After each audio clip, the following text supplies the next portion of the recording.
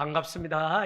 저는 대한민국 소그룹 명강사 이재학 목사입니다. 한번 박수 치고 시작할까요? 네. 제가 붙인 거고요. 네. 이제 어느 교회든지 또 누구든지 뭘 하면은 사실은 다 철학이 있고 그 이유가 있고 근거가 있어요. 그래서 코로나 이후에는 왜 밥을 먹는지, 왜 우리가 이렇게 가는지를 소상하게 나누는 일은 더 필요해요.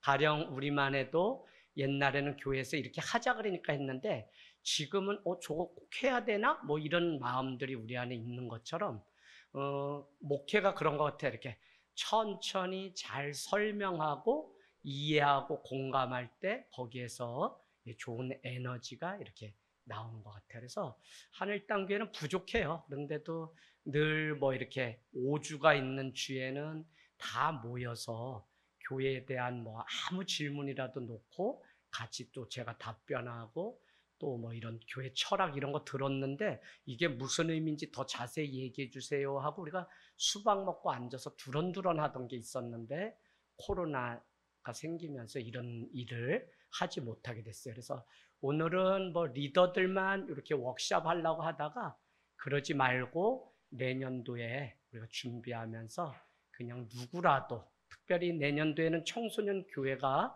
조금 용연이를 비롯한 고3이 많이 올라오는 관계로 교사 부장 세우는 그것 대신 우리 청년들 중에도 리더가 있다면 아이들의 리더로 청년이 청소년의 리더로도 같이 이렇게 교환하면서 오고 가려고 하니까 많은 리더가 필요해요. 그래서 28개까지 소그룹이 있다가 지금은 우리가 한 18개로 올해는 다시 예전처럼 하자 하면서 이게 줄어들었어요. 그러다 보니까 한 소그룹 안에 10명도 하고 그래서 어쨌거나 운영될 수 있는 방향으로 했는데 이제는 조금씩 우리가 이 철학 또 이런 것들 왜 하는지 좀 이렇게 우리가 이해해서 같이 서로 나누길 원해요.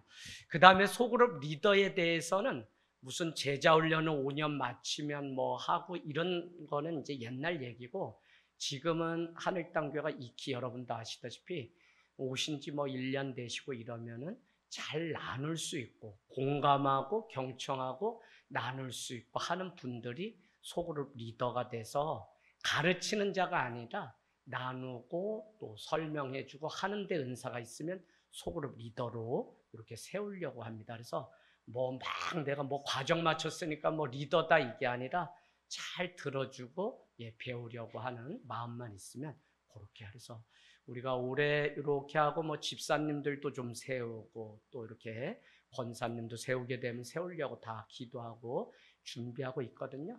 그런 과정 속의 일환으로 교회는 어쨌거나 예배와 소그룹 이렇게 좀 더 활성화되고 아닌 거는 형식적으로 안 하려고 해요. 해도 안 되는 거를.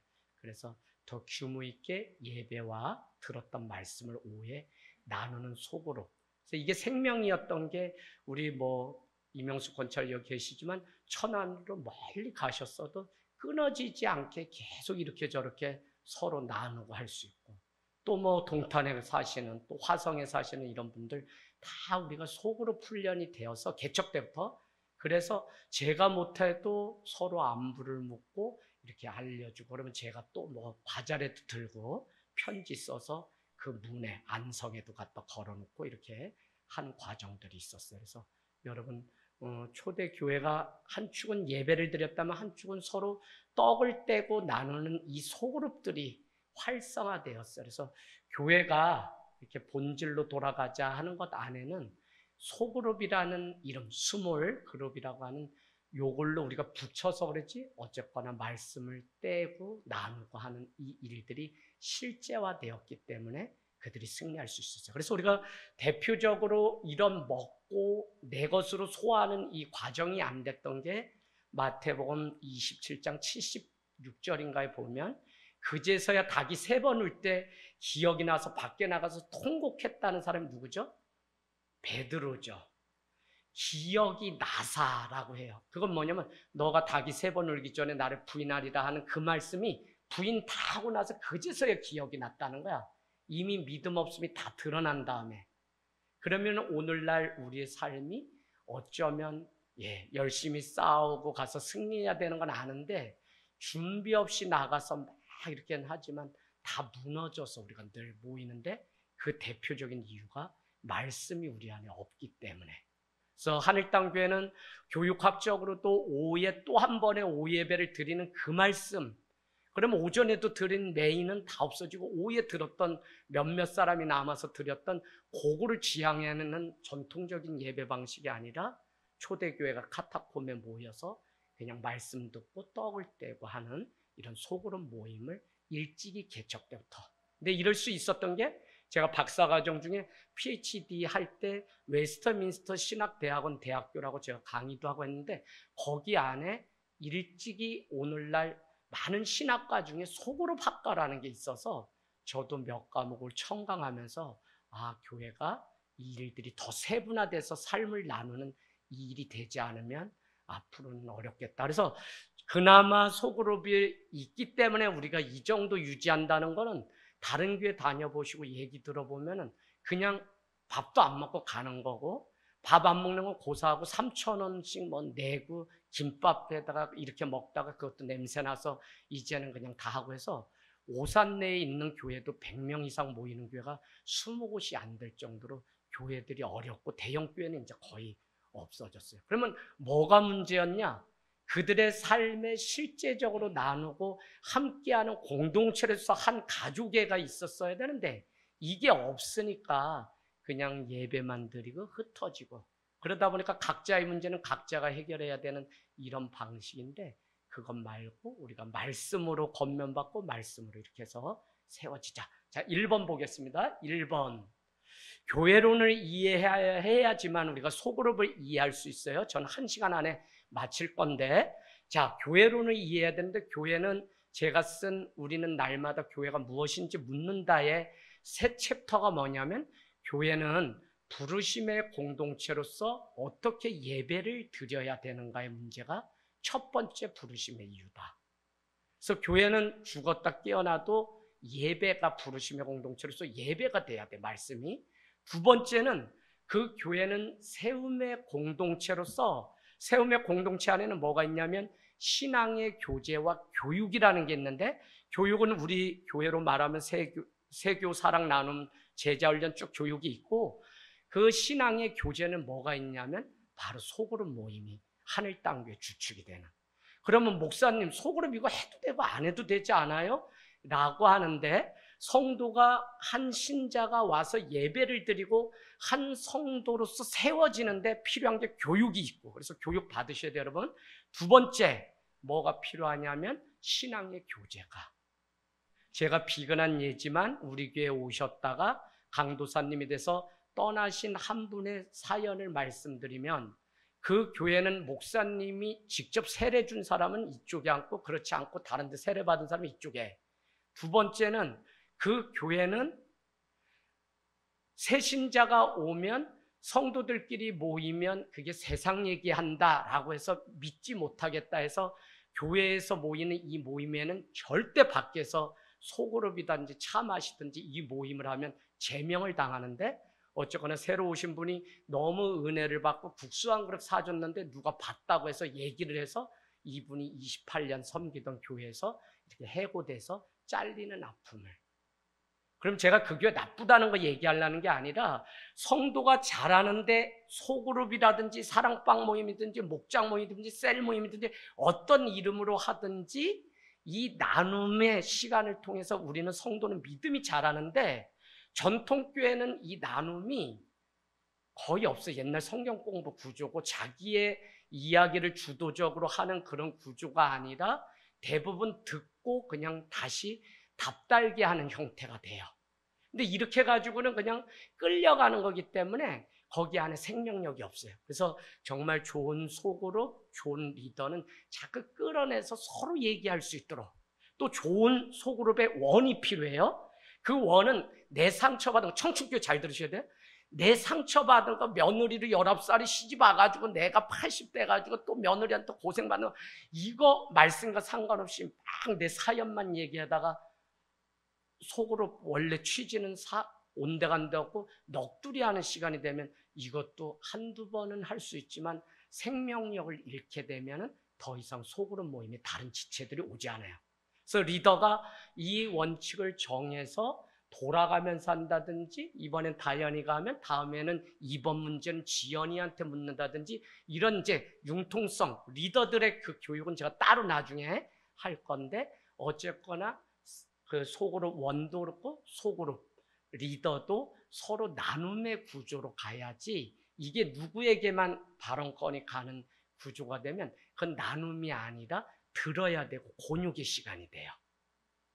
그래서 우리는 정말 이거를 공감하고 서로 소통하고 나누는데 그 근거가 뭐냐면 오전에 들었던 말씀을 가지고 나누는 일을 해요. 그러면 제가 안타까운 게 뭐냐, 이게 되지 않고 자꾸 세상 얘기하고 돈 버는 얘기하니까 목사님이 못 믿겠다 이래가지고 아예 성도들의 교제를 다 끊어놨는지는 모르겠지만, 어쨌거나 신앙의 교제를 통해 우리가 세움의 공동체로서 쓰는 건데, 이거를 원리를 모르니까 과거 방식은 구역예배 드려라, 구역예배는 뒷문을 막는 거예요. 그래서 떠나지 못하던 관리 시스템이에요. 근데 소그룹은 그게 아니라 그 안에서 서로 유기적인 관계가 돼서 생명이.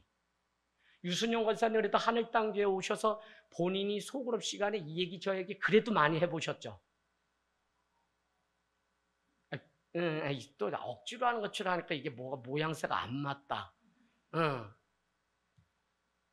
김수경 집사님, 그래도 내가 내 신앙과 내가 오늘 들었던 말씀에 대한 고백, 또 내가 삶 속에서 깨달은 거 나눌 수 있는 시간이 밖에서 있으면 있지만 공적으로 모이면은 거의 없었죠.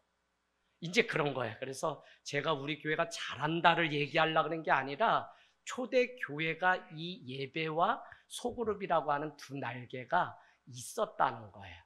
그러니까 본질을 중요시하는 하늘 땅 교회로서는 본질을 회복하려면 초대교회의 교회가 왜 생겼는지, 부활신앙 때문에 생겼고, 부활신앙 때문에 우리는 안식 후 첫날인 이 주일에 예배를 드리는 게 이게 교회라면, 그 교회가 태동한 그거를 보면 아, 우리가 어떻게 가야지 본질이 회복돼서 하나님이 기뻐하시는 일을 할 수 있는지를 우리가 답을 찾게 돼요. 그런 차원에서 교회는 세움의 공동체로서 신앙의 교제와 이게 중요하다. 근데 공적으로 여기서 만들어놓은 이 모임에서 잘 되면서 밖에서도 성도 안에 열린 모임을 통해서 나눠줘야 되는데 여기서는 안 된다. 밖에서 우리끼리만 이렇게 해서 하면 그것도 문제가 생겨요. 자, 그래서 소그룹이 이 안에서 말씀 중심으로 잘 나눠주는 이 일, 이게 있다면 우리 젊은 아이들, 우리 청년 학생들도 이 정신을 아는 아이들이 오늘 남았고, 이걸 안다면 결국 그 교회는 계속적으로 말씀이 다음 자녀들에게 나눠질 거예요. 근데 지금은 어떤 데도 듣는 건 무수히 많고 배우는 건 무수히 많아요. 그런데 가르치지를 못하고 나눔이 안 돼요. 그러니까 뭘 좀 이렇게 나누라 그러면 자꾸 가르치는 형태가 되고 이래. 근데 소그룹의 생명은 서로 나누는 거. 그래서 교회를 이런 거예요. 자, 교회론이 왜 중요하냐? 자, 이 교회에 오면 이 교회는 이렇게 해서 이렇게 합니다라고 하는 청사진이 있는데, 그 얘기는 뭐냐면 당신 한 성도가 오면 인풋을 이런 걸 가르치고 이런 걸 나누면 이렇게 돼서 이런 열매를 맺습니다 하는 아웃풋을 정확히 제공하는 게 뭐냐면 교회론이에요. 그 교회론으로 볼 때 오늘 교회는 부르심의 공동체로서 예배, 세움의 공동체로서 교육과 신앙의 교제, 그래서 신앙의 교제를 하늘 땅 교회는 소그룹 모임을 한다는 거예요. 제가 많이 봐요. 교회 연구 가니까 뭘 보냐, 이런 게 있어요. 이상하게 목이 좋은지 그 교회는 새신자들은 엄청나게 많이 와요. 근데 성도들은 한 명도 안 늘어. 그럼 물어보면 맨날 갔대. 근데 목사님이 오는 거에 만족하는데 이분들을 세움의 공동체로서 교육을 시키고 신앙의 교제를 통해 세워야 되는데 여기까지 못 가는 교회들이 많아요.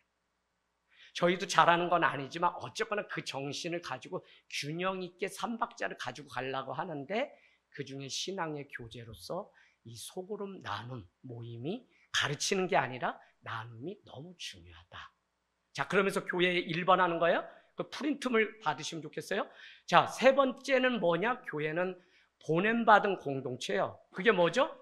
목회자가 마지막에 예배 끝날 때 손을 들고 축도하는 이유가 뭐냐면 세상으로 파송하는 거, 보내는 거야. 그 의미는 뭐냐면 교회는 잘 모여서 예배와 신앙의 교제와 교육이 있지만 결국은 흩어져서 뭐를 하는 거예요? 사회봉사와 선교를 균형 있게 하는 거예요. 균형 있게. 이게 안 되면은 보통 목사님들이 자기의 성향에 따라 나는 이게 강하니까 이것만 교회야. 이거 한 사람만 제자야. 이거 한 사람만. 선교사 출신 우리 교회는 무조건 선교야. 우리 교회는 난 상담했기 때문에 상담학 박사야. 우리 교회는 상담교실 목회야. 우리 교회는 나 구약 전공이기 때문에 구약에는 설교 안 해. 목사님들도 천차만별인데 제가 그런 목회자의 성향 가운데 전임자, 후임자가 너무 달라서 가운데서 고통을 겪고 교회가 갈라진 아픔을 겪어봐서 제가 교회론이 얼마나 균형 있는지, 균형이 중요한지. 목사님, 우리 교회 재정이 되면 그때 선교할게요. 그때 못해요. 없어도 마더 테레사의 말처럼 마음만 있으면 할 수 있습니다 라고 하는 게 뭐냐면 바로 선교예요. 그래서 하늘땅교회는 주님의 손과 발이 되자 그래서 들은 말씀이 가슴에서 손과 발로 내려와서 하자 해서 한 달에 마지막 주에 이렇게 여러 곳에 봉사를 다녔어요. 그래서 그게 이제 지금 다시 회복을 돼야 되는데 우리가 가던 에베네셀의 집이 지금 이 문을 닫기 직전이기 때문에 저희들이 봉사 가던 게 안 돼서 이제 그런 거예요. 그래서 교회는 부름, 세움, 보냄받은 공동체가 세 개가 잘 균형이 이루어져야 된다. 이 이야기는 우리 가정이 잘 자녀들 우리가 다 부름의 공동체로서 세웠다면 자녀로서도 자기가 세워져야지만 가정이 서요. 그리고 이 자녀가 직장에 나가고 일을 해야지만 세워져요. 이 3구조가 너무 중요하다. 2번. 자, 그러면 앞에 모여서 부름받은 공동체로서 예배를 드리고 세움받은 공동체로서 신앙의 교제와 교육을 하는 거는 뭐냐면 모이는 교회, 이 안에서 다 이루어지는 거야. 근데 우리는 왜 불렀냐면 너희는 세상에 들어가서 빛과 소금이 되라고 했기 때문에 우리는 세상으로 가서 흩어져서 그곳에서 살아내는 이게 미션을 처치가 교회인데 그동안 전통적인 교회 구조는 여기서 모여서 우리끼리 기쁘고 여기서 이렇게 하면 된다고 생각하다 코로나가 딱 와서 3년 동안 못 모이게 되니까 교회가 더 이상 안 되는 거예요. 성립이 안 돼. 그래서 한국교회 교인들 중에 떠난 사람들 중에 많은 사람들이 흩어져서 보냄받은 그 지역에서 그 직장에서 살아내는 훈련이 안 되고 그런 인식을 안 가르쳤기 때문에 모이지도 못하는데 교회 왜 해? 예배 왜 해? 그건 예배 같지 않아. 이래가지고 온라인 예배도 나중엔 아니다 이래가지고 교인들이 지금 잠정적으로 교회로 못 돌아온 분이 너무 많은데 저희가 아이들 때문에 전도를 나갔잖아요. 나가면 누굴 만나냐면 그 부모가 아이 데리러 오는데 그 부모들 10중 8구 뭐냐면 나도 교회 다니는데 코로나 이후에 이렇게 찾지를 못해서 쉬고 있다고 하는 분들이 많아요. 그 분들의 개념 속에 하나가 뭐냐면 흩어진 교회로 살아가는 게 안 되는 거예요. 여러분 당장은 가정으로 흩어지잖아요. 이 교회에서 나가서. 그래서 모이는 교회로서 부름과 세움 공동체 중요한데 이게 잘 돼야죠 먼저. 그리고 나서 보냄받은 공동체로서 흩어지는 교회를 두 개를 잘 지향해서 가야지만 이게 교회인데 우리는 계속 모이는 것만 한국교회는 교회라고 생각했기 때문에 모이면 더 교회를 늘리고 키우고 더 짓고 이거 하늘땅교회는 그렇게 하지 않아요. 모이면 그 사람들이 훈련되고 구비되면 차라리 또 하나의 교회가 세워져서 교회가 연합해서 이 교회들이 한 교회가 큰 대형 교회가 하는 일을 같이 연합을 해서 하자는 거예요. 그 안에 정신은 뭐냐면 이런 건 내가 대학원에서 강의하기 때문에 여러분 좀 어려울 수 있는데 천천히 제가 지금 하는 거 이거 너무 중요해요. 하늘땅교회를 이해하는데 자, 이 교회가 모이지만 흩어짐을 지향하고 이 두 가지가 균형. 근데 그러면 조현진 집사님 모이는 게 먼저나요? 흩어지는 게 먼저나요? 모이는 거. 여러분 죄송합니다만 교회 성도고 재직인데 제가 깜짝깜짝 놀랄 때가 있어요. 교회에서는 헌금이나 예물 생활이 안 되는데 밖에 직장에서 얻은 그 돈을 가지고 다른 개척교회를 도우면 그분이 나인데 거꾸로 전화를 해. 왜 이 말씀을 드리냐면 내 안에 모이는 공동체로에 대한 책임이나 그게 뭐 많고 적음이 아니라 이 교육이 안 된 거예요. 사람들 자꾸 무슨 내 돈이기 때문에 내가 그냥 선한데 자비를 베푸고 도우면 그게 뭐 11조 다 되고 뭐 다 한 것처럼 이렇게 생각해요. 제가 이번에도 누굴 만났는데 교회는 헌금 안 하시는 우리 성도님이신데 그 작은 교회는 와가지고 다 해줬다가, 그러니까 한 분이 뭐라고 얘기했냐면 그거 말하지 말랬잖아 이래요. 근데 아니 괜찮아. 근데 교회를 통해서 안 했기 때문에 괜찮지가 않아요. 저희도 지금 여러분 지정하고 목적에서 뭐 누굴 도와라 이렇게 한 건 다 그리로 붙여줘요. 그래서 여러분을 세우고 뭐 하기 위해서 안에 모이는 교회로서 충실해야지만 밖에 흩어져서의 삶이 되는데, 우리는 이거는 다 깡그리 무시한 채 그냥 자기 의에 빠져서 그냥 뭐 더 작은 교회 도우면 우리 교회처럼 매월 헌금이 올라가고 보고되고 투명하게 하는 데가 없어요. 그렇지 않으면 맨날 싸우잖아요. 그냥 주중에 우리는 늘 그냥 재정위원들이 늘 열심히 애써서 이렇게 해요. 그러니까 여러분, 이 모이는 교회가 먼저 될 때 우리는 돼요. 자, 이거는 어디까지 우리가 접목시킬 수 있냐면, 건강한 교회는 사실 홀로의 영성에서 승리한 성도들이 모일 때 함께 영성이 이루어지는 조화, 이게 되지, 나는 주중에 삶이 아무것도 안 되고 그냥 그렇게 하다가 그냥 교회 오면 은혜 주세요 뭐 하세요는 전혀 교회를 건강하게 못 써요. 그래서 여러분이 정말 미션을 쳤지, 선교적 삶 뭐냐면 내 삶의 자리에서 한 성도로서 내가 흩어져서 그곳에서 교회로, 그곳에서 예배자로, 그곳에서 주의 말씀이 임하는 삶을 직장이고 어디서 살아내는 게, 그게 건강한 신앙이고, 그 사람들이 주일에 모여서 자기 신앙 고백과 간증을 하는 모이는 교회를 지향해야 돼요. 이해되시죠 다? 자, 세 번째, 세움받은 공동체로서 교육과 신앙의 교제. 그래서 신앙의 교제로서 소그룹 모임을 초대교회는 했는데, 카타콤에 모이면 말씀의 떡을 떼고 예배를 드리고, 또 한 가지는 사도의 가르침을 따라 떡을 떼는 소그룹 모임들이 다 있었다.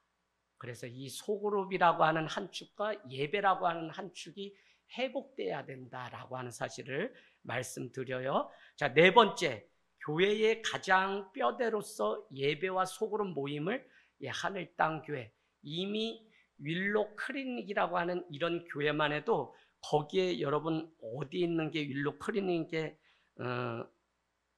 그 선언문이냐면 7번 가보세요. 이거는 속으로 파는 이유를 윌로 클리닉 처치는 이렇게 얘기합니다. 어떤 사람도 결코 홀로 있지 않은 교회가 되게 하겠다. 이게 소그룹을 하는 이유예요. 그리고 그분들이 뭐 그냥 교회를 운영하고 부흥시키기 위해서 이걸 한다는 게 아니라, 공동체의 신학을 다 연구하고 났더니 결국은 하나님이 혼자 신앙생활을 하라고 우리를 세운 게 아니라, 우리라고 하는 한 공동체가 서로 자라갈 때 교회가 아름답게 자라가게 하는 이 원리를 우리에게 주시면서 뭐라고 하냐면, 결국은 함께, 그래서 홀로 있지 않고 함께 자라가도록 하는 게 공동체의 이 생명이다. 이게 윌로 클리닉의 소그룹을 하는 이유라고 이렇게 써 있어요. 자기들의 자기 진술에 5번 보겠습니다. 5번, 건강한 교회의 특징에 대해서 제 목양실에 보면 7건 정도가 있어요. 그래서 여러분 쭉 건강한 교회의 특징, 목회자가 본문 중심의 바른 해석을 한다가 1번에 어느 신학자가 썼든지, 두 번째는 공동체와 같은 가족애를 누릴 수 있는 소그룹 모임이 활성화된다. 이게 두 번째예요. 세 번째는 뭐 소통의 일환으로서 세상과 선교를 지향하면서 한다, 뭐 여러 가지가 있는데, 그런 7가지 원리, 8가지 원리 중에 두 번째는 대부분 서로 성도 안에 삶을 나누고 말씀을 나누는 소그룹 모임이 있다라는 거예요. 이용자 집사님, 이제 죄송한데 전에도 이렇게 소그룹 모임 해보셨어요? 구역예배. 근데 구역예배랑 소그룹이랑 조금 차이가 있다는 거는 벌써 느끼시죠? 하면서 구역예배는 리더가 가르치는 거 답 채우고 그냥 뭐 이렇게 하고 헌금하고 찬송가 부르고 또 한 번 예배 드리는 거죠. 근데 이 소그룹은 정말 말씀을 나누고 그 말씀의 지점들이 다 달라요. 이성기 집사님, 소그룹을 하니까 유익한 게 뭐가 있을까요? 네, 빨리 말씀하셔야 돼요. 말씀의 깊이. 네, 요거, 네, 네. 확, 이게 개운치는 않다. 네. 짜지 않았어요? 짜지 않았어요? 네. 소그룹을 오래 하신 우리 김경아 사모님. 소그룹의 유익. 나눔이 풍성해진다. 전서영, 우리 청소년 리더님. 소그룹의 유익.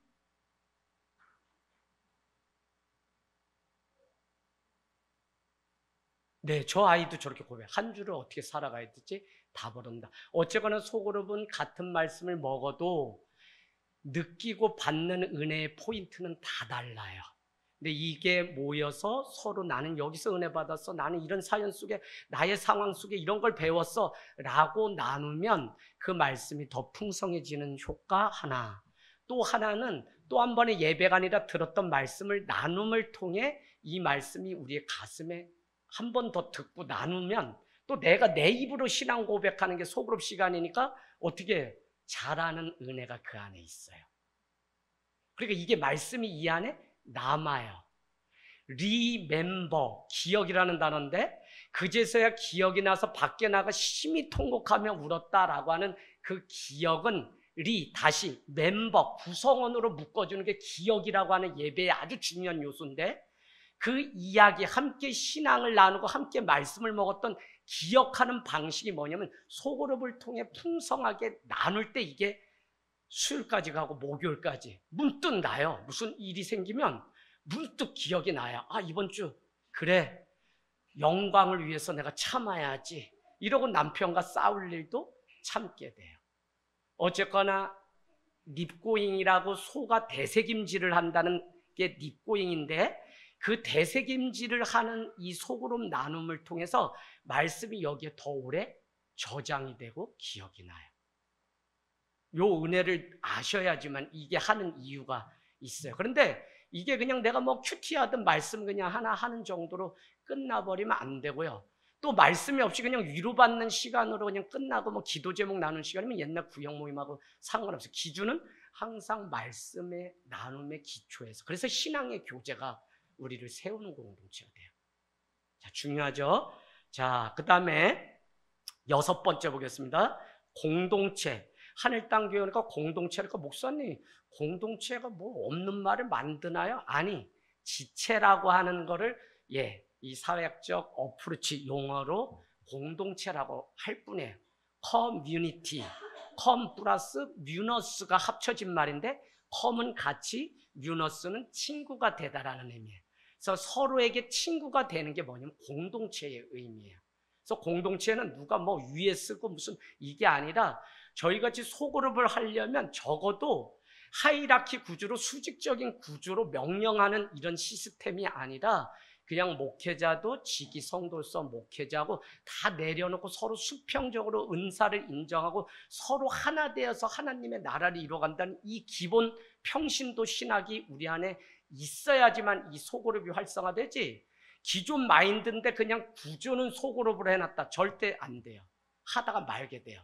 그래서 셀이다, 목장이다 많은 이름으로 바꿨지만 어느 소그룹은 생명이 있는데 어디는 없다. 그 이유는 다른 데 있지 않고 일단 리더가 나누려고 하고 공감하고 오히려 상대방의 얘기를 끌어서 더 많이 들어주려고 하는 리더인지 그 안에 보이지 않는 룰이 있어서 서로 편안하게 대화를 나눌 수 있는 구조인지 또 아니면 이걸 비밀로 한다고 약속했으면 절대 우리만 알고 목회자 정도만 알고 비밀로 지켜질 수 있는 공동체이지 많은 공동체가 공동체 되게 하는 생명의 요소가 있어요. 어떤 사람은 이래요. 하늘 땅 교회 오니까 서로 너무 자세히 아는 것 같아서 부담이 돼요. 전혀 모르는 소리예요. 하늘 땅 교회는 얼마나 세련되게 이 훈련을 오랫동안 했냐면 알아야 되는 것까지만 딱 얘기하고 그 외에는 얘기 절대 안 해요. 비밀로 지켜달라는 건 여기 속으로 리더들도 얘기 안 해요. 저도 모르는 게 많아요. 깜짝 놀래요. 근데 그걸 왜 얘기 안 하셨어요? 가령 막 아픈 거 말하지 말라 아직 결정 안 난 나중에 일이 생긴다면 얘기 좀 왜 그거 얘기 안 하셨어요? 이러면 이게 아직 분명하지 않기 때문에 목사님 비밀로 해달라 그래서 그런 거예요. 잘했어요. 그래. 잘했어요. 여러분 다 투명하다 그래서 이게 되는 게 아니라 이런 원리들이 중요해요. 자, 그래서 공동체로서의 삼위일체. 삼위일체가 뭐예요? 성부, 성자, 성령 세 분이 하나됨이잖아요. 이게 삼위일체예요. 공동체는 각 지체로 흩어져 있지만 그게 하나됨이 이게 공동체의 생명이고 공동체인데, 이게 지금 왜 이 시점에서 제가 이렇게 목 놓아서 하늘당교는 더 이거를 해왔지만 여러분이 다 이해하고 해야 되냐면, 점점 더 코로나 이후에 우리 신앙은 개인화되고 파편화돼서 옆에 누가 죽어가도 관심 없는 게 교회가 돼버렸어요. 지금 이러면 교회 아니잖아요. 주님이 디자인하신 교회가 아니잖아요. 그래서 우리는 이 지체에 대해서 어떻게 우리가 하나됨을 이뤄가야 될지. 그래서 사도 바울은 거기 서로의 신학이라고 하는데 60회에 걸쳐서 사도 바울은 그렇게 많은 사역을 16권의 편지에 60회에 서로의 조항이 있는데, 서로 기도하라, 용납하라, 반용을 베풀라, 서로 짐을 지라, 서로 기도하라, 서로 중보하라, 서로 사랑을 베풀라, 서로 이게 60회나 나와요. 그러면 서로라는 단어 자체가 뭐냐면 공동체인 동시에 한 지체가 온전한 교회라는 거예요. 그러니까 여러분이 마음 아픈 게 뭐냐면, 우리 가정도 교회라는데 우리는 남편은 다른 생각하고 나는 그냥 이 생각하고 이러니까 이런 게 마음 아픈 거잖아요. 자, 그래서 이 서로 요거를 이해할 때, 그래서 소그룹을 이해하는 데는 하루아침에 되는 게 아니라 교회론을 이해하고 공동체 신학을 이해하고 그 다음에 이 소그룹에 들어가서 그래서 그걸 더 나누겠습니다. 자, 7번째 일로 클리닉은 우리는 소그룹을 하는 이유의 대전제, 스테이트먼트라고 그러죠. 서술, 자기들이 한 그 이유를 써놓은 그 현판에 뭐라고 되어 있냐면, 우리 윌로 클리닉 처치 안에는 어떤 사람도 결코 홀로 있게 하지 않겠다.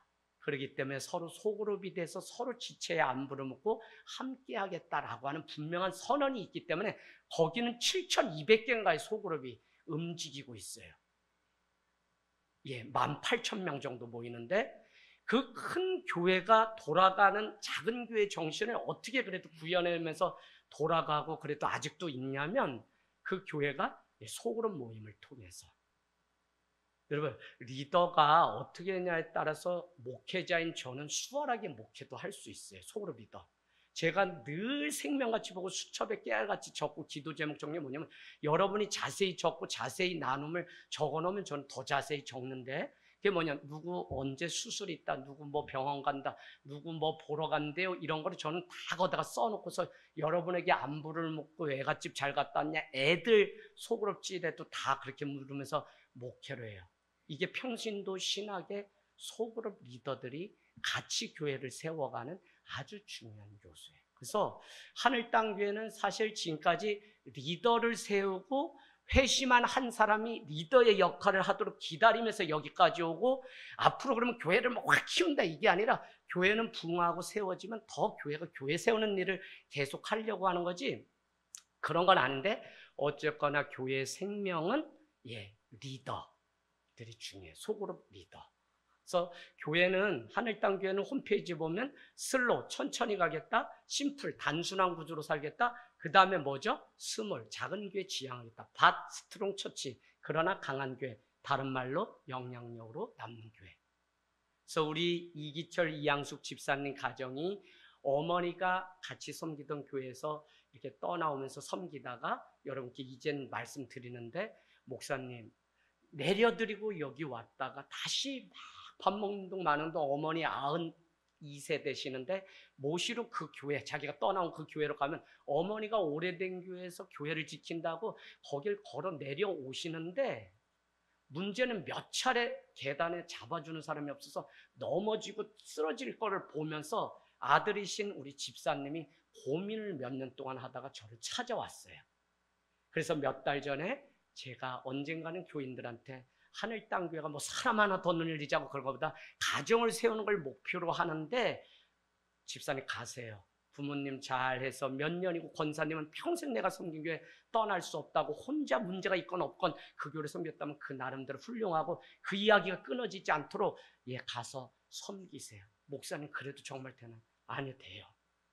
제가 아는 신앙은 그게 맞는 거지, 우리 교회로 막 모시고 오려고도 했었는데 나는 이 교회 뼈 묻겠다, 다 떠났어요.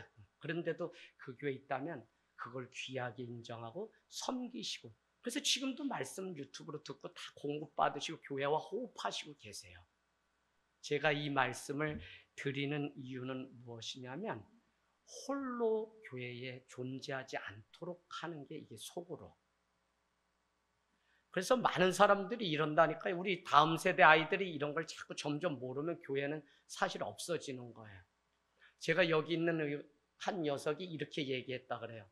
엄마, 목사님도 머리가 휘어지고 은퇴하시는데 그러면 누가 우리 교회에 해? 야, 목사님이 이 교회에서 자란 사람이 오고 그 다음에 이렇게 해서 세워진다고 했잖아 라고 하는데, 이 아이도 벌써 목사님 다음에 누가 세워져야 될지 이 하늘땅교회를 걱정하는 걸 보고 목사님 마음이 짠했다는 거야. 근데 제가 여러분 뭐라고 얘기냐면, 제가 60대고 70대에서 그때 은퇴 준비해 주세요 말 한마디라도 하면 교회는 목사님 60 낸다 뭐 한다, 세상에 세간에 있는 교회처럼 문제되니까 개척할 때부터 원칙은 세우고 안 돼도 그렇게 간다라는 건 세월을 미리 놓으세요. 그래서 제가 50 전에 이미 저의 은퇴를 교회가 준비해 주세요 했더니 이분이 딸 얘기를 하면서 우셔요. 목사님, 딸이 그 얘기했는데 목사님 왜 벌써 교회 떠난다 그래요? 목사님 안 계신 교회는 상상이 어려워요. 예, 제 속으로 잘 살았나? 이런 기쁨은 있죠 물론. 그런데 안 돼 집사님. 그래도 미리 은퇴를 준비해야 돼. 단 여러분께 말씀드리지만 교회는 집사님도 준비하고 장로님도 세워야 되지만 가장 급선무가 하늘땅교회도 목회자를 다음 포스트를 준비해야 돼요. 이 일은 성숙한 교회가 같이 준비해요. 그래서 어떤 교회는 유학도 보내고 신학대학원도 보내고 해서 이 교회의 이야기와 철학을 아는 사람을 다음 할 때 가장 안정적인 교회의 모습이고 성경적이에요. 자, 그래서 이 교회, 어떤 사람도 홀로 되지 않게 하는 이 구조가 이 소그룹의 대전제. 8번 털트리니에는 상담학자고 정신학자입니다. 그는 여러분께 늘 말씀드리지만 사람이 혼자 할 수 없는 첫 번째가 결혼. 그렇죠, 맞죠? 네, 근데 요즘은 결혼도 혼자 한다 그러고 막 무슨 유리가 나와서 애 있다고 막 이러니까 이제 뭐 우리도 뭔 정신으로 어떻게 세상을 살아야 될지 모르고, 이번 올림픽에도 뭐 NY 뭐 염색체 뭐가 나왔다는데 여자로 출전해가지고 애를 때리는데 말이 여자로 출전했지 남자 펀치 저리 가라. 결국 금메달 땄어요. 근데 나의 이 금메달 명예를 욕되게 하지 말라, 차별하지 말라. 모르겠어요. 평가는 여러분이 하세요. 이게 무슨 성전환 수술을 하고서 막 나오는 이런 시대 가운데 우리가 살아. 이 결혼은 성경적인 것은 그렇지 않아요. 독처하는 것이 보기 좋지 않아 내 부모를 떠나 서로 연합함이 아름답다는 거예요.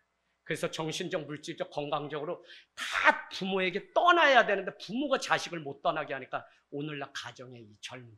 제가 이 부부학교 때 다 얘기해요. 당신은 물질로는 부모에게 떠났냐?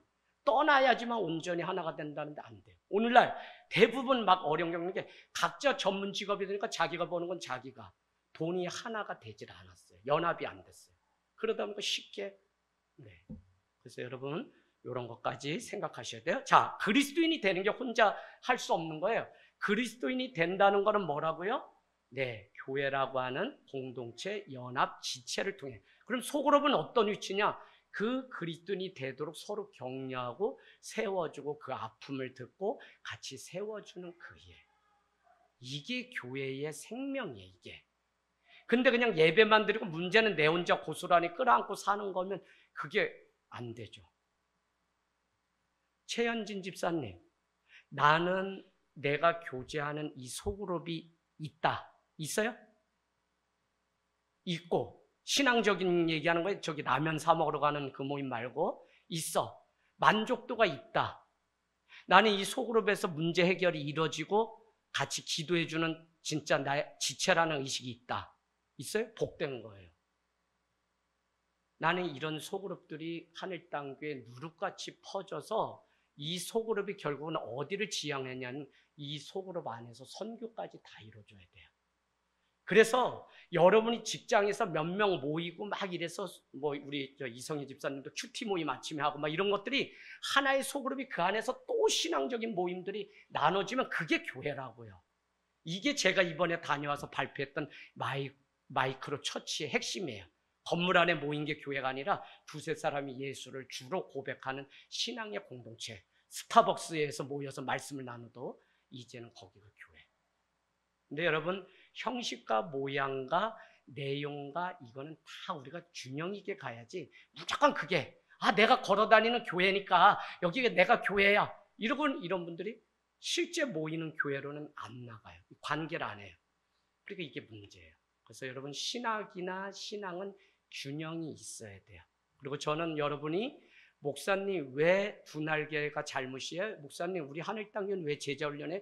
목사님 하늘땅교회는 왜 삼중감동 목회해요? 왜 소풍이라고 해요? 신방이라고 하네요? 물으면 저는 대답하려고 늘 처음부터 교회론을 공부하면서 그렇게 준비를 신학적, 성경적, 실천적 근거로서 준비하는 훈련을 늘 했어요. 그래서 코로나가 끝나고 나니까 집사님 보세요. 교회 지금 우격다진 목회가 어려워졌어요. 전에는 군대식 문화가 있어요. 까라면 까는데 이게 안 돼. 성도들이 공부를 하시고 많이 하다 보니까 목사님 우리 왜 이 알파를 왜 도입해서 또 새로운 걸 바꿔서 하세요? 우리 교회 왜 이렇게 해요? 하고 다 질문을 한다는 거예요. 그러니까 그걸 답을 못하고 하라면 해야지 옛날식으로 하니까 교인들이 이제는 안 돼요. 그래서 목사님들 공부 많이 시켜주셔야 돼요.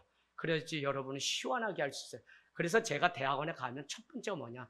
여러분 공부는 목회 현장에서 이제 진짜 하셔야지 성도들과 호흡할 수 있지 무조건 하라 그러면 안 돼요. 대표적인 거 첫 번째, 코로나 때 하나님이 온라인 세상에도 주님이 임재하시고 함께 하십니다.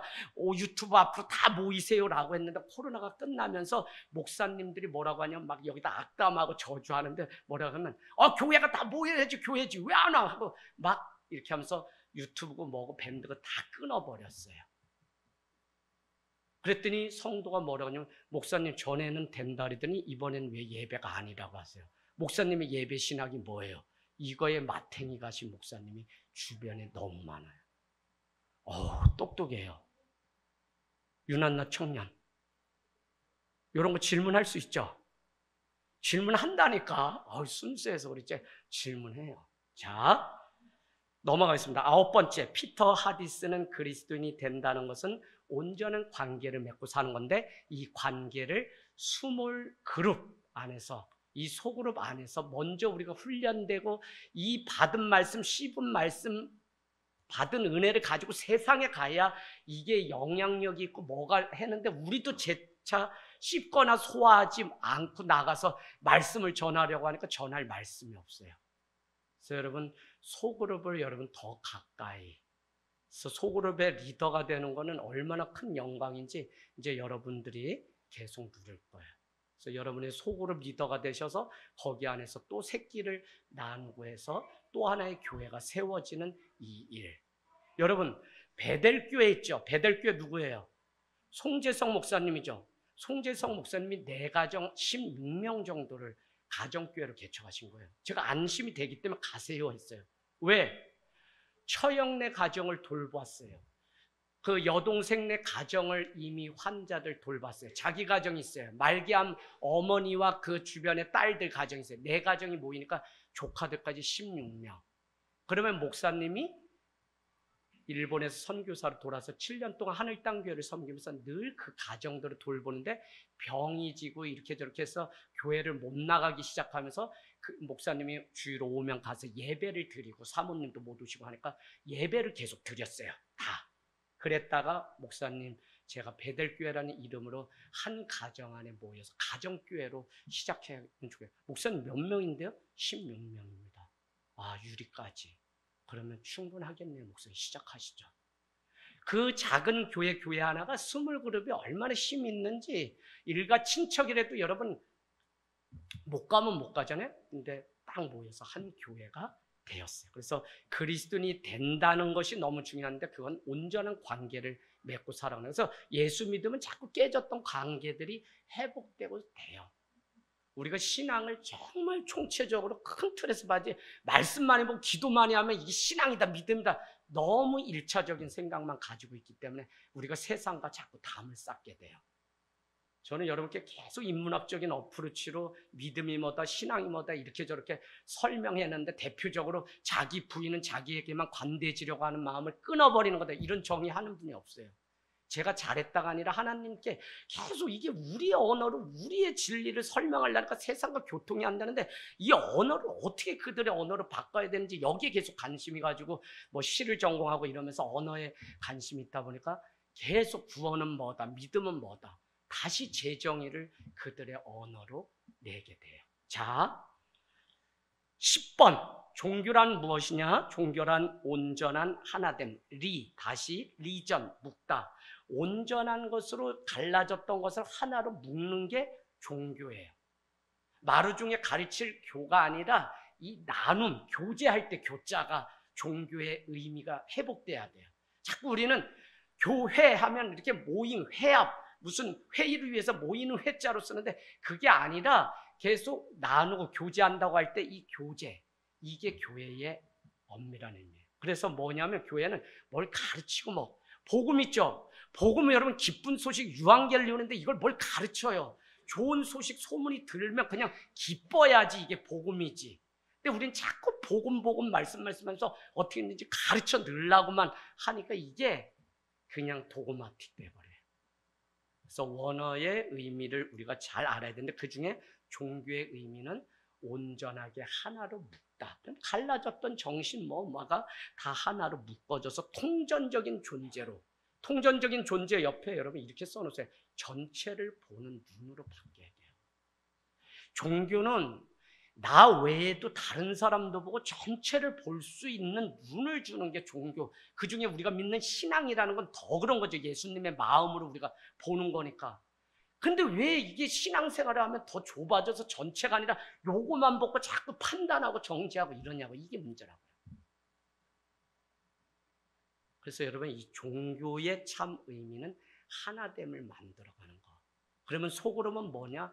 우리가 온전한 통전적인 하나됨을 만들어가는 시간이 바로 들은 말씀에 멈추지 않고 삶으로 어떻게 한 주 살아낼 건지, 내가 들은 말씀에 그치지 않고 그것이 기도 제목이 돼서 또 나누고 고백하는 이런 유기적인 관계를 통해 소그룹의 생명, 그 다음에 내가 다시 말씀 앉아서 들은 걸 끝이 아니라 다시 살아내는 립고잉, 되새김질하는 훈련의 시간이 있어요.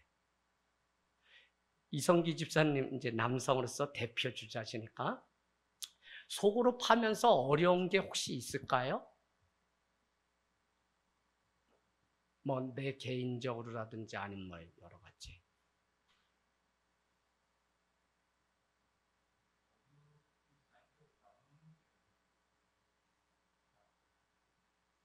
집사님, 차라리 집사님은 여성의 성향들이 맞는 거 아니에요? 남자들만 앉혀놓으니까 이게 뭐가 안 돌아가는 거 아니에요? 과감하게 선언하겠습니다. 네, 여성이 맞다면 여성의 리더로도 이성기 집사님을 보내면 좋겠어요. 어쨌거나 그냥 우스갯소리 같지만 그 안에 모임이 자연스러워야지 이 속으로는 유기체적인. 그래서 저는 불편하다 뭐하다 이런 얘기를 제가 만약에 듣는다면 그걸 얼마든지 조정을 해서, 그러나 그 안에서 내가 그래도 부딪히면서 한번 뭐 그것도 나의 모습에 뭐 잘못된 거니까 한번 고쳐보고 뭐 해볼게요 우리까지 뭐 이러면 그냥 하시고, 그러면 그만큼 또 잘하고 배우는 시간이 되겠죠. 자, 11번째, 그리스도인이 예수 그리스도 때문에. 이거 중요해요. 본헤퍼라고 하는 유대인들이 다 학살 당할 때 그는 나를 따르라 라고 하는 공동체 신학의 대부가 디트리트 본헤퍼라고 하는 사람인데, 공동체, 나를 따르라 이런 책은 읽어야 돼. 성도도 또 성도의 공동체 생활 뭐 이런 책들을 읽어야 되는데 거기에 나오는 공동체에 대한 얘기 중에 이래요. 공동체가 왜 필요하냐? 그리스도인이 예수 그리스도 때문에 다른 이들이 필요하다라고 하는 거다. 이해되시나요? 오직 예수 그리스도를 통해서만 다른 이에게 다가갈 수 있다. 이게 예수 그리스도의 공동체 신학이에요. 자, 세 번째, 예수 그리스도 때문에 하나 되었다. 그래서 예수 그리스도를 중심으로 이 공동체는 하나됨이 목표다. 12번째, 심각한 이야기. 오늘날 교회, 저는 뭐 누구 교회를 피파하려고 그러는 게 아니에요. 우리의 현실이 어떤 위치냐. 그 12번째 보세요. 이렇게 돼 있죠. 우리는 10층짜리 기초를 파놓고 20층짜리 건물을 짓고 있기에 무너질 수밖에 없는 뻔한 교회 형태를 가고 있다. 교회 건물 크게 짓고 다 해서 몇천 명 수용 다 가능한데 교회의 기초를 이루는 것이 아까도 예배와 소그룹 나눔이라고 제가 얘기했는데 이 기초는 전혀 준비되지 않고 저도 뭐 다 그런 교회에서 전통교회에서 하면서 딜레마가 뭐냐면 목사님은 멀리 계신 연예인, 성도들은 가까이 갈 수 없는 분, 가까이 가려면 부교역자 무슨 구역 뭘 통과해서 비서실장까지 통과해야 목사님 1년에 한 번 기도받거나 내 사정을 알 수 있는 분. 그러니까 제가 그 밑에서 사랑을 받는 목회자로 있었지만 저는 제가 목회하면서 제가 무슨 생각을 했냐면 유명한 연예인을 모시고 있는 그 딜레마에 계속 빠져서 목회를 했어요. 그 연예인을 따라다니면 좋은 차도 타고 좋은 호텔에 가서 대접을 같이 받는데 이게 제 안에는 계속 딜레마였어요. 제가 무슨 이야기를 드리려고 하냐면 교회론이 건강하게 정말 주님이 계신 교회가 되지 않으면 마치 우리는 그냥 10층짜리 건물밖에 되지 않는데 20층을 짓다가 무너지는, 그게 어떻게 됐냐? 코로나가 겪고 여러분 정말 대형 교회가 다 없어졌어요. 한국교회 1000명 이상 모이는 교회가 이제 많지 않아요. 이젠 대형 교회라고 하면 어쩌면 200명만 모여도 대형 교회라고 해야 될지 몰라요. 그러면 무슨 얘기냐? 교회 생명 그 기초는 예수 그리스도인데 아까 보네포가 말했던 예수 그리스도 때문에 하나 되었다라고 하는 이 공동체 신학 위에 예배와 이 소그룹이 균형 있게 가는 거, 이게 너무 중요해요. 자, 13번째 창세기 1장 26절은 대전제인데 공동체 신학에 하나님이 가라사대 우리의, 여러분 표시했어요. 우리의 복수입니다. 우리의 형상을 따라 우리의 모양대로 우리가 사람을 만들고, 교회라고 하는 것, 신앙이라고 하는 것은 단수가 아니라 이 복수라고 하는 이 개념이 공동체의 아주 중요한 신학의 성경적 근거예요. 나의 형상을 따라 나의 모양대로 나의를 안 하고 우리의라고 하는 복수로 교회를 설명하고 신앙을 설명했어요. 그래서 여러분 우리는 내 혼자가 아니라 서로 더불어서 하나됨을 이뤄가는 그게 교회. 자, 14번째 예수님은 모든 미국인들에게 다가가기 위해서 자기 시간의 90%를 12 유대인, 12 제자에게 투자하셨다.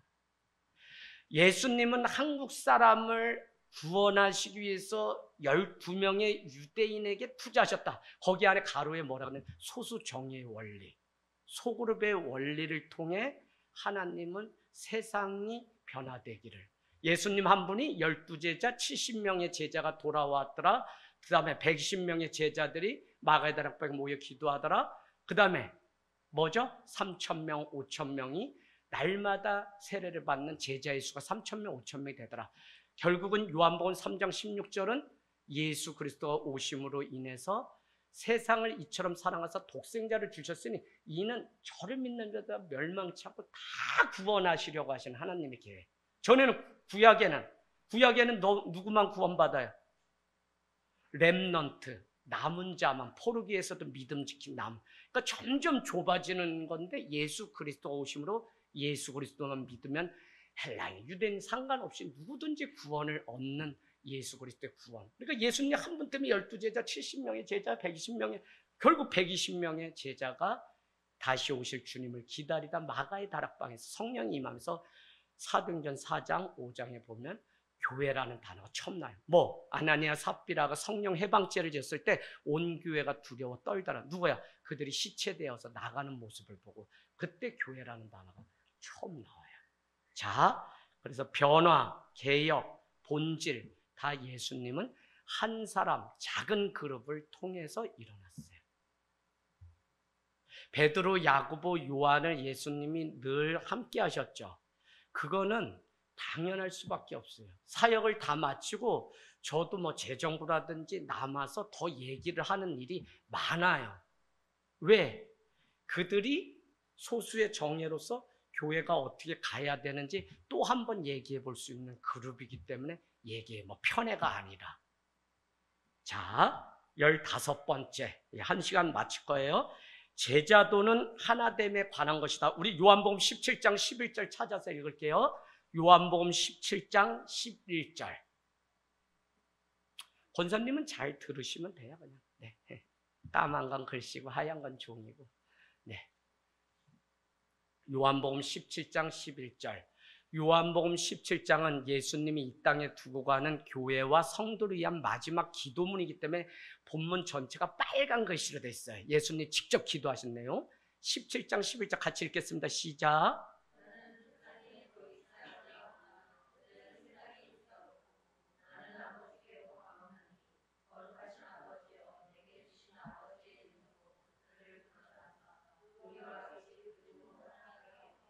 우리와 같이 그들도 뭐가 되게?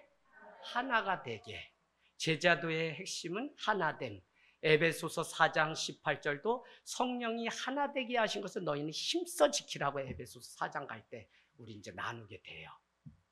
하나됨을 지키는 게 바로 이 소그룹이 번성하고 그 안에서 나누고 그 안에서 말씀으로 하나 되고 성령 안에서 하나 될 때 우리는 이것이 한 교회로서 온전하지. 지금 우리가 믿는 이 교회는 이 원리가 안 되면 교회는 건물 하나 안에 다니지만 서로 다른 교회.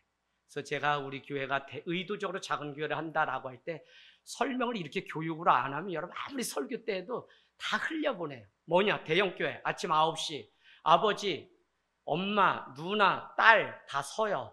9시 되면 이렇게 얘기해요. 난 주차 봉사한다.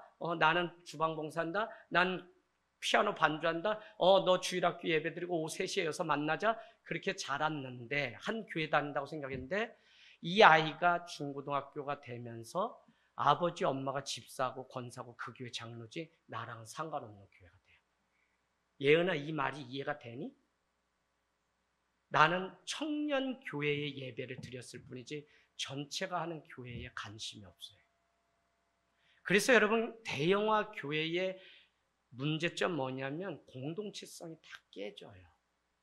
그러니까 이 아이들 때문에 왜 부모가 그렇게 장로님 권사님 되고 평생 바쳤는데 고민하게 되냐면 어느 날 애가 나 이 교회 안 다닌다 그래요. 나 그냥 친구 따라 다른 교회 간다 그래요. 이놈 새끼 아버지가 장로님인데 니 그러면 안 돼 이러지만 얘는 한 말씀, 한 공간 안에 한 이야기가 없어요. 여러분 제가 교회가 어떻게 하면 키워지고 어떻게 하면 이거 다 전 포기하고 지금 목회해요. 그거 제 싸움이에요. 어떤 사람은 목사님 교회가 터지는 걸 못하나요? 왜 안 되세요? 그런데 의도적으로 안 한다는 이유가 그 원리에 너무 찌들어서 그 원리라는 건 옛날에 교회의 성장학은 뭐냐면 NCD에서 나온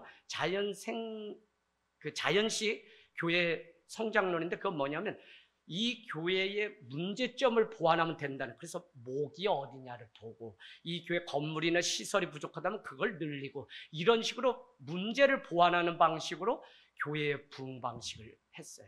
오늘날 ABCD 방식은 뭐냐면 그 교회의 장점.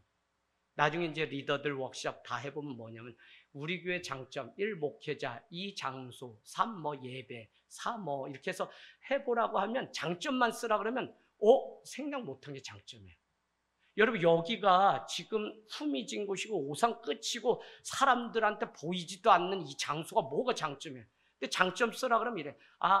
오산이 좁은 곳에 갇혀 사는데 자연스럽게 소풍처럼 나올 수 있고 산자락 있고 새소리가 들리고 이래서 막 민들레가 꽃이 피고 아카시가 피어서 우리 교회 장소의 장점. 그러면 장점을 극대화하면 부흥되는 거예요. 어떻게? 계속 민들레 심고 아카시아 꽃 피게 하고 이렇게 하는 거죠. 이렇게 저희는 교회 성장학을 배운 세대예요.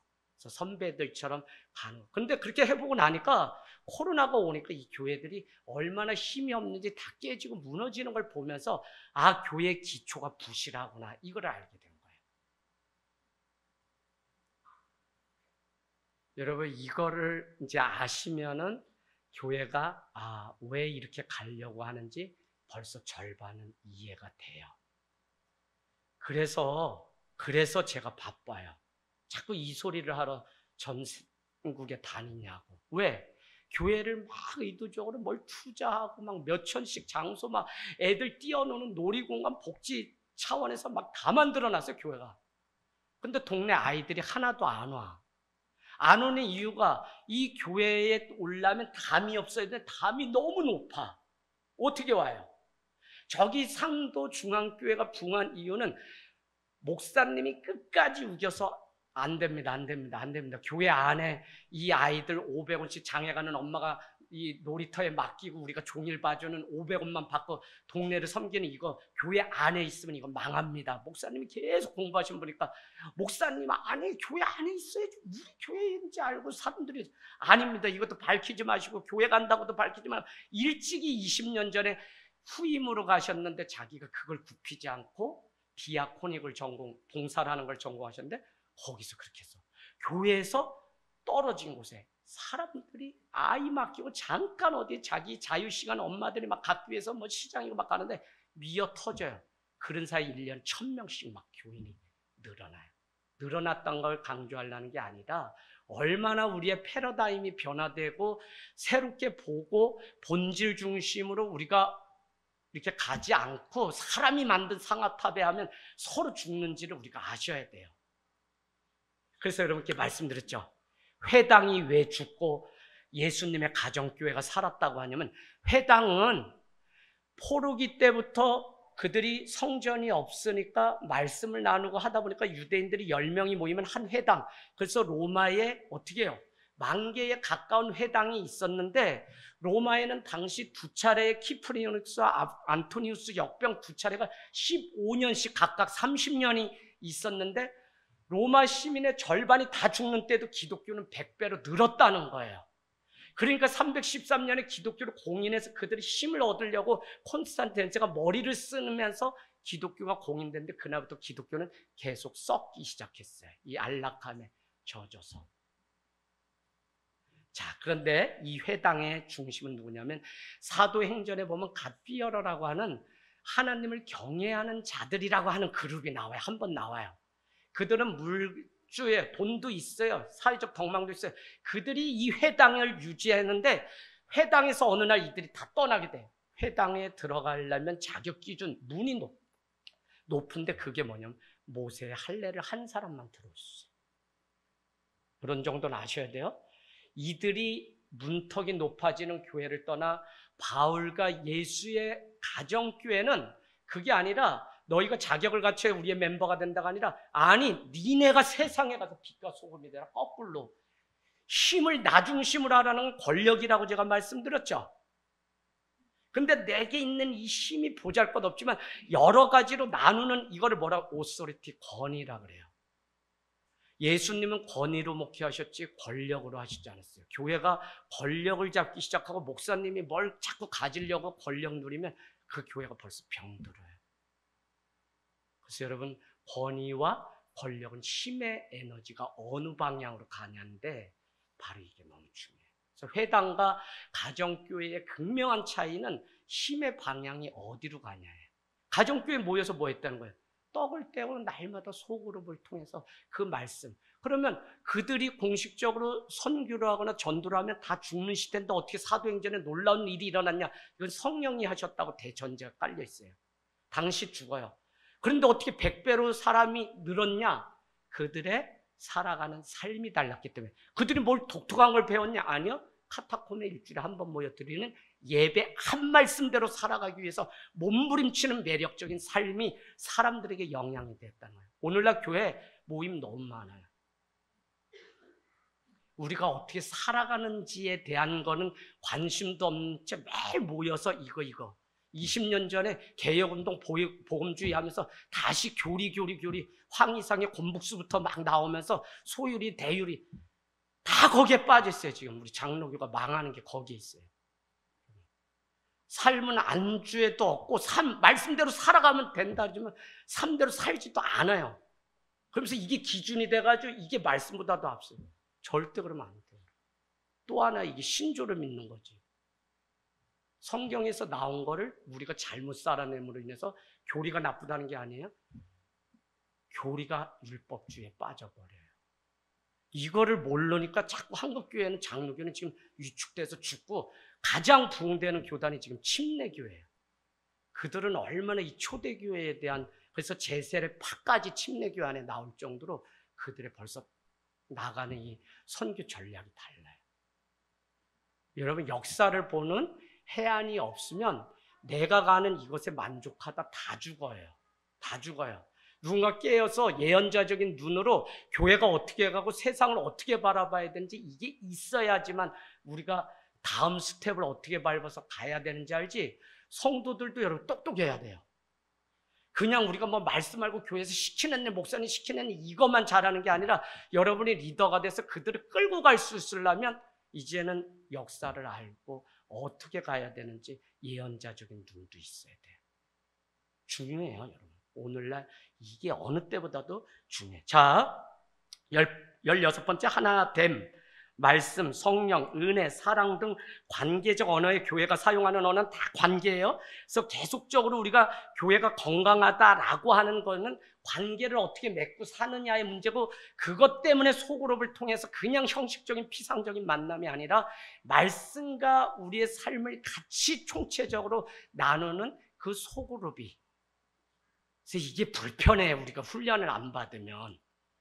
그런데 이 훈련은 어디서 돼야 되냐면 가정에서 자녀들과 이미 이루어지고 가정 안에서 하면 이게 돼요.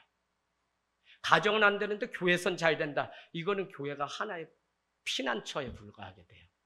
그래서 여러분 이거 잘 균형 잡으셔야 돼요. 이런 얘기 뭔 얘기인지 다 아셔야 돼요.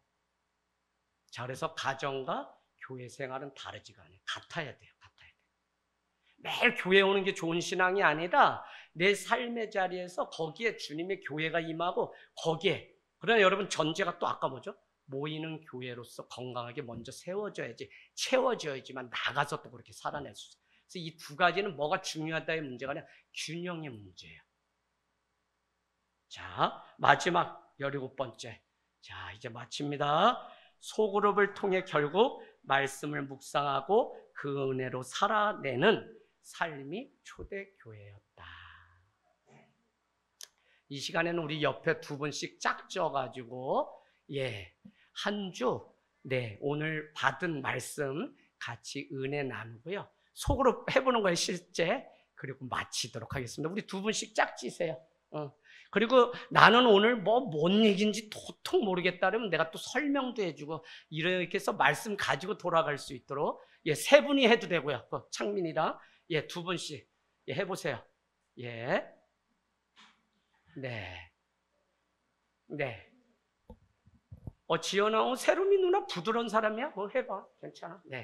5분만 오늘 말씀 가지고 나누는 거 해보고, 김욱경 관찰님도, 와서, 서은서 관찰님하고 해도 좋죠. 그래서 같이. 기도 제목까지 같이 나누세요. 네.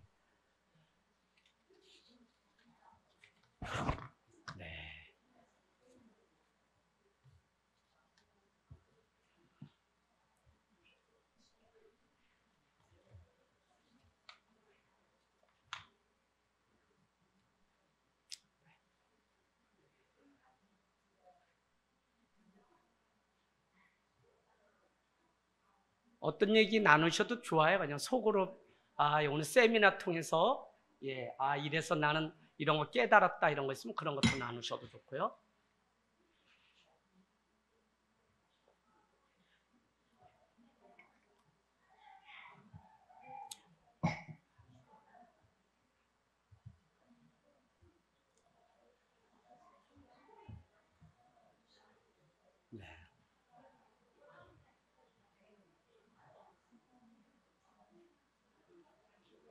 여기에 속으로 리더가 한 30명은 있으니까 이제 문제 없어요.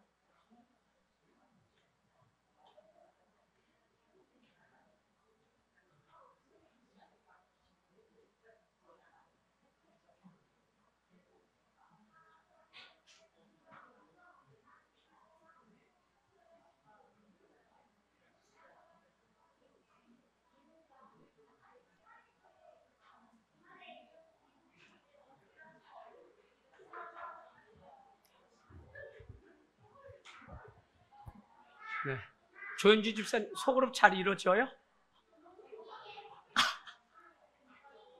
그러면 그런 것도 잘 가르쳐줘서 예, 네. 이성기 집사님은 다 이미 알고 계실 거예요. 다만 사람이 안 받쳐주는 거겠지. 네.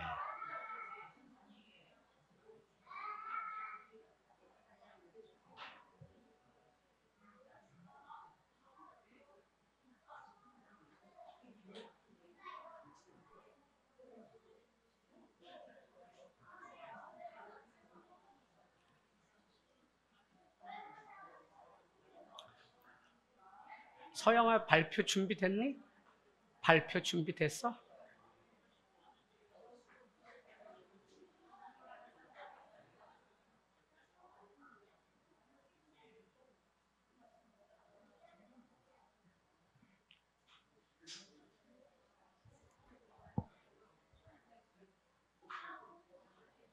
네, 이성기 집사님만 앞으로 나오셔서 마무리 짓도록 할게요. 이성기 집사님 오셔서 가혹하다고? 아니 이성기 이성기 집사님 네. 우리 또 그렇다면 또 인정해 주고 네. 아유 그게 아닌데 아유 저렇게 내 마음을 몰랐네.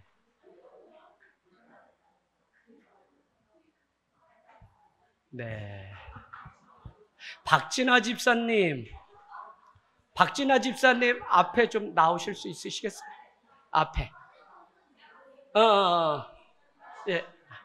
집사님이 저를 도와줄 수 있어요. 그래도 집사님이 잘하셔. 네.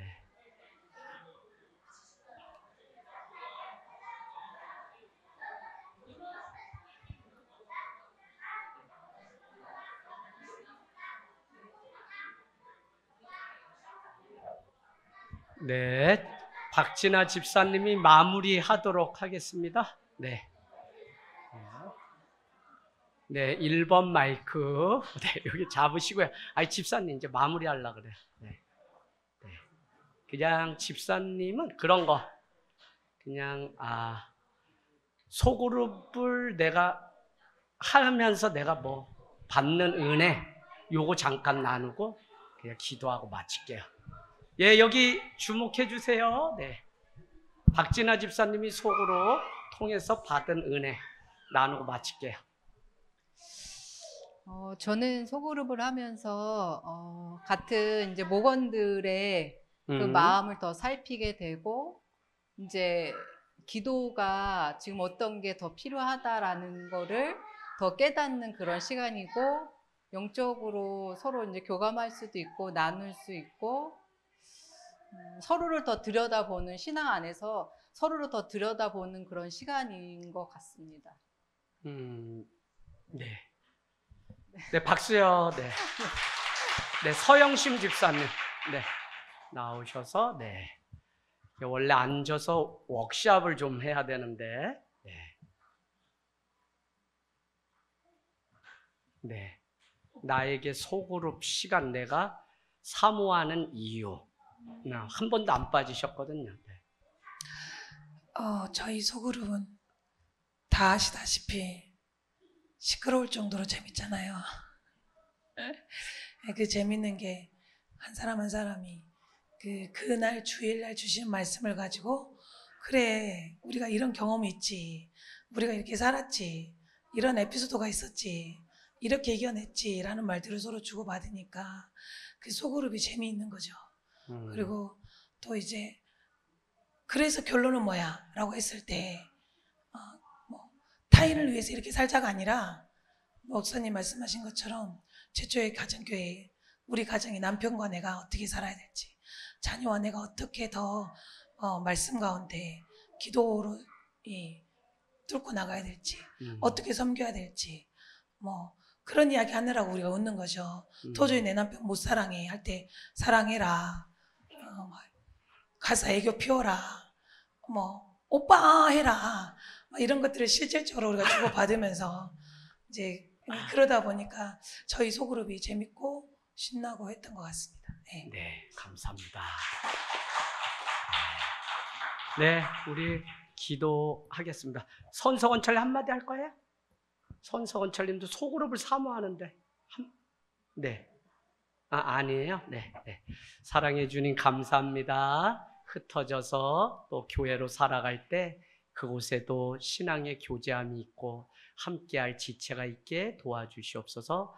또 내가 먼저 다가가서 교회로 살아내는 한 주가 되게 도와주세요. 하늘땅교회가 2025년 준비하면서 다 소그룹의 식구요, 또 누군가의 영혼을 살피고 보살피는 일을 영광으로 여기는 리더가 될 수 있도록 도와주옵소서. 예수님의 이름으로 감사기도 드립니다. 아멘. 감사합니다.